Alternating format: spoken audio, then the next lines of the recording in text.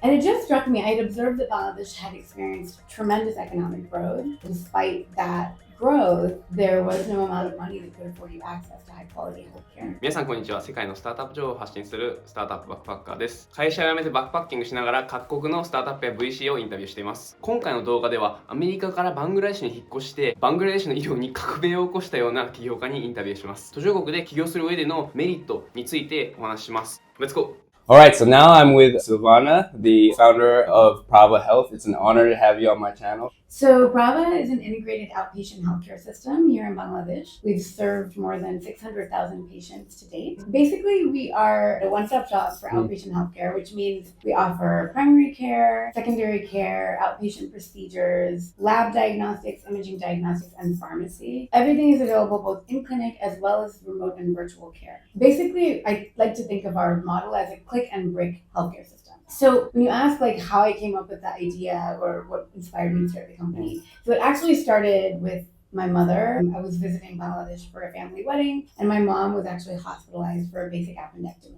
And I was born and raised in the United States, actually. I moved to Bangladesh for the first time in my life to start the company, and was really shocked when I had this experience with my mom at the level of care that we received, even though we were in a VIP suite of a fancy private hospital. But despite that, the surgery was delayed. There were all kinds of complications. We ended up having to airlift her to Bangkok for a second surgery.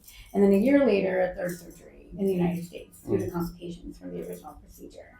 And it just struck me, I had observed that Bangladesh had experienced tremendous economic growth really during my lifetime. And it struck me that despite that growth, there was no amount of money that could afford you access to high quality healthcare in Bangladesh. Because of the variable quality of healthcare in Bangladesh, every day, thousands of Bangladeshis, and every year, billions of dollars actually leave the country to access healthcare abroad. I just became obsessed with trying to figure out how to solve that problem. And so that was the beginning of the journey. I started the company in 2014, 2015. At that time, a lot of people were really obsessed with Uber models. And a lot of people said to me, why don't you build Uber for healthcare for Bangladesh? But because of this variable quality, what I observed was that average amount of time doctors were spending with patients was 48 seconds. There were at the time only 4 international standard labs in the country, and 20+% of the drugs in the market were counterfeit. Oh, wow. So I thought, I don't really want to build an app to connect people to those things. So what we did instead is we built the infrastructure and then we layered it with technology.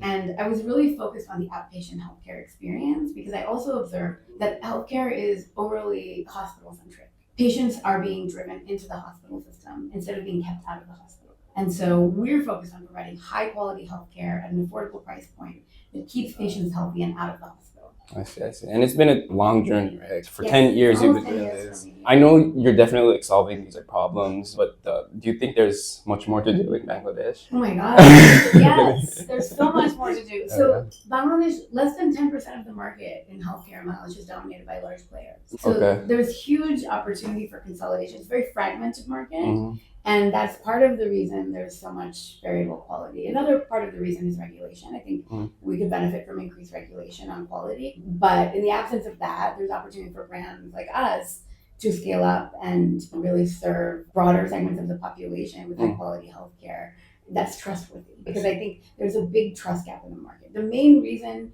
patients are traveling abroad is because they don't feel they can trust the local system.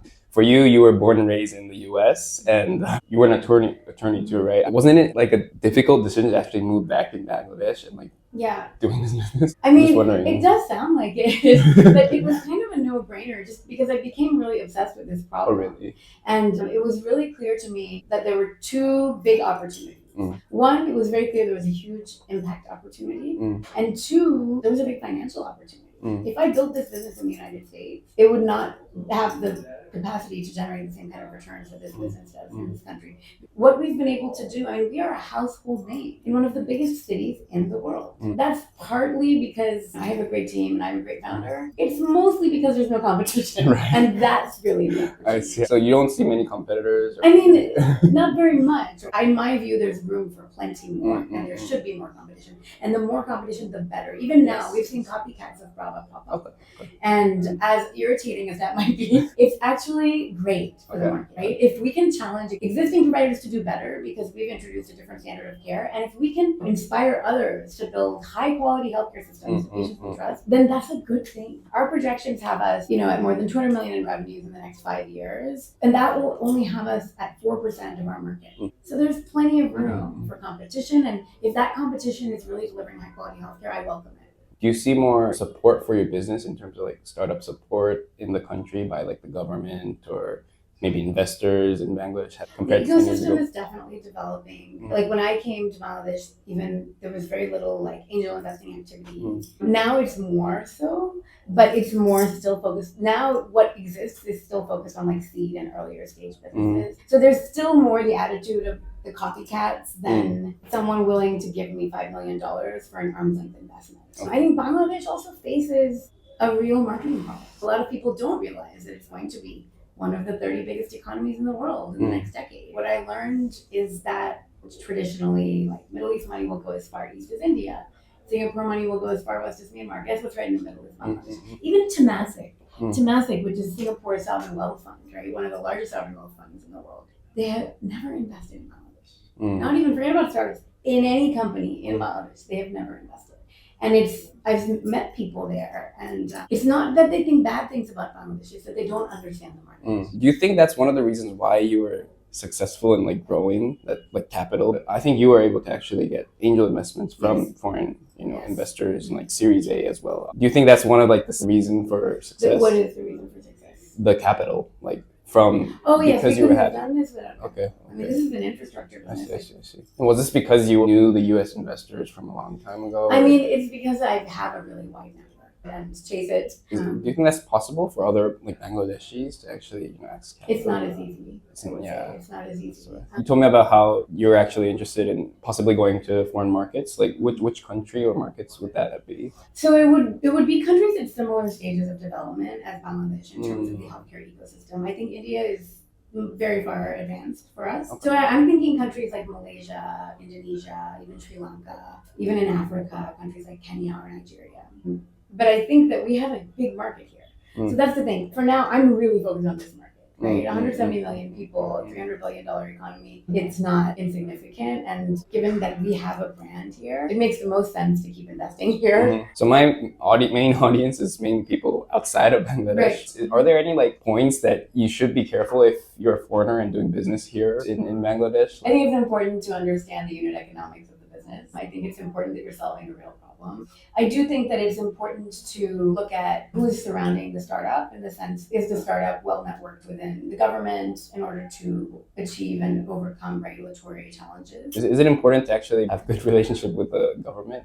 Yes. Oh yes. How do you actually do that? I think you have to just have the right relationships and keep up with people in your relevant ministries. So especially in healthcare, which is a sector that involves such a strong public sector role. Inevitably, right, we need dozens of permits to operate this building every day. We have to make sure that we're on good terms with the government. Understood. Do you think there's any other like issues with the startup ecosystem here? And I think like when I started, there was no ecosystem, there were no networking events. There's a lot more of that now. It's great actually. Like there are a lot more resources, there are a lot more people who are interested in helping to grow the ecosystem, and I think that's great. I think we need money. I think that's the biggest challenge. So you do have entrepreneurs here, right? Yeah, it's a very entrepreneurial economy. Okay. But like when I say that, I mean shop owners and small businesses. There's a lot of small businesses that are run by entrepreneurs. It would be really nice, like if I can actually ask if you have any dreams. I'd love for Praava to be the biggest and best healthcare company in Bangladesh. That's amazing. That's the dream that I came to this country with. How close do you think you are to that? I don't think we're there yet. Okay. But maybe not that far. Maybe hopefully in the next decade. Who knows?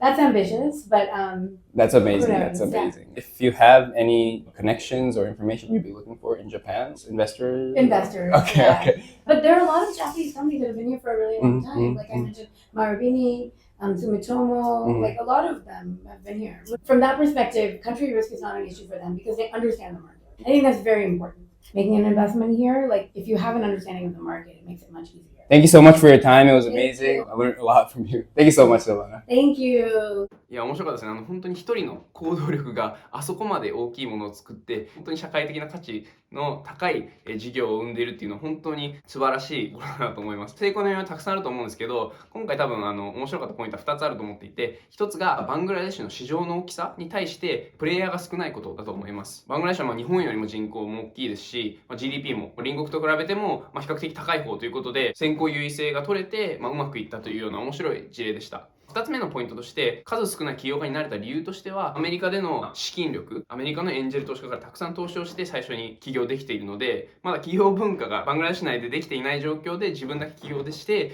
大きくいろいろと試すことができたっていうのは非常にポイントだと思います。この先行優位性をいかに取るっていうのは本当にどの国でも起業する上でポイントだと思うので、もし今起業とか考えている方がいれば日本だけではなくて世界各国でこういった技術がまだこれから発達するだろうけどまだ導入されてないとか、そこの市場の穴を見つけていくことが非常にポイントなのかなと思います。で、今回の起業家はかなりそれができているため、今レイトステージでかなり大きい施設も運営されていて、いろんな医療サービスを提供しているというような感じです。面白いのが診療に限らず、薬もやってるし、で対面でもオンラインでも対応して、本当にもう包括的なサービスを提供してるっていうのもポイントで、これも現地でプレイヤーが少ないからそのいろんな事業で市場のパイを大きく取れるっていうような状況だと思います。そこまで大きい、いろんな事業やってたとしても市場の本当に数%しかまだ取れてないっていうように話していて、で大手企業の参入も10% 以下みたいなことも言ってたので、全然そのバングラデシュでも多分他のその国でも海外の方も日本の方とかでも参入できるような市場っていうのはあると思うので、一回そういうのも考えてみるのは非常に面白いのかなと思います。特にバングラデシュとかやっぱり日本との付き合いも長いので、私がいた時も本当にすごい皆さん受け入れてくれましたし、いい国だなっていうふうには思ってたので、ぜひ一度行ってみていただけると面白いのかなと思います。あと投資の集まり具合の話もすごい面白かったなと思って、中東はそれこそインドとかまでは行くけどバングラデシュまでは届かないっていうので、